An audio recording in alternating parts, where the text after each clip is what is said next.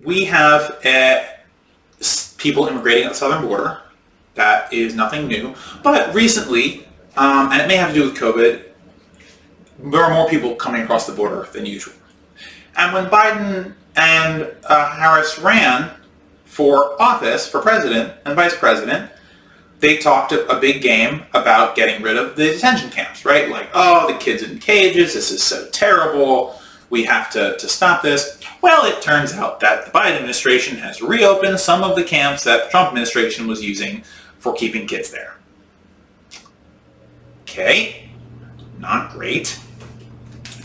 And when you read articles about these camps, essentially the response is, when the question is like, hey, aren't these just the same kids in cages? It's like, oh, well, these cages have, the word welcome on them and banners with paintings and colors on them. Oh, but can they leave? No. Okay, it's prison. It's prison, just like the Trump ones were prisons, just like the Obama ones were prisons.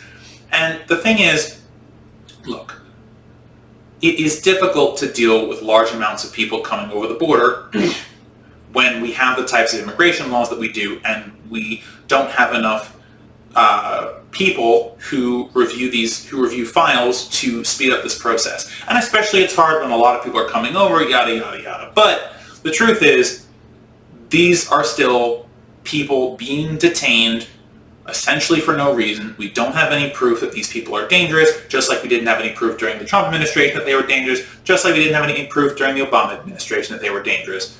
We have to find a better way to get these people into places in the United States, so we are not detaining them in prisons at the border. I don't care if your prison has rainbows on it. I don't care if your prison has Black Lives Matter on it. I don't care if your prison has, whatever soppy slap slogan you want on it. It doesn't matter. The truth is, it's a prison. These people can't leave. It's a prison, whether you like it or not. We have to find a better way to do this. And by the way, one of the ways we can do this is just to re-up the sponsoring program. Many times people come across the border to family that's already here. What if we just put more resources into finding who those people were and get them into their families? Their families can take care of them. We're not talking about people who are coming here with some evil intent. People are coming here to work. And by the way, the jobs that they want to work, Americans don't want to work.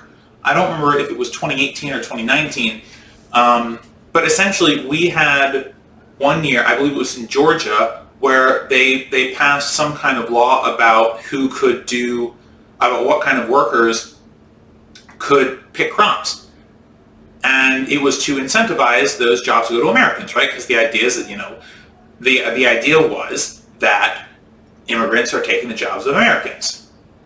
Well, what happened was fruit rotted on the vine, veggies rotted on the vine, because Americans don't want to work these jobs.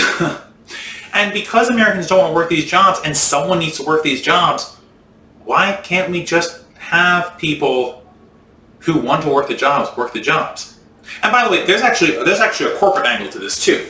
One of the things that has been done, because corporations will hire these people who are undocumented or are not here in a way that is considered legal, they'll hold it over their heads. So if they try and form a union, if they try and ask for more money, if they try and ask for health care, if they try and ask for any other worker rights, the company can turn them into the police. And actually we saw this happen where I don't remember where it was, but there essentially was a large plant that had hired lots of immigrant workers and who were not here in a documented fashion.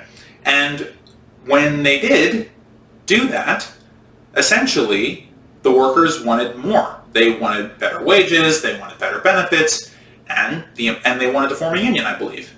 And the employer was like, okay, well, all of you are here illegally, so we're just going to call the cops and get you all arrested and thrown in jail, and now I don't have to pay you any more money.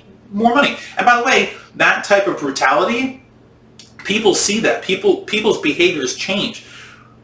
When you're afraid that you can be taken away from your family or you can be imprisoned at any time just for being here, for trying to make a better life for yourself, you act differently. You don't act in your self-interest. We are taking away these people's economic freedom by holding over their head incarceration and separation from their families with these honestly outdated and mostly racist immigration policies. The people who come here want to work. They want to work jobs that Americans don't want to work, and they want to do it in a way that gives back to the America that you and I are a part of.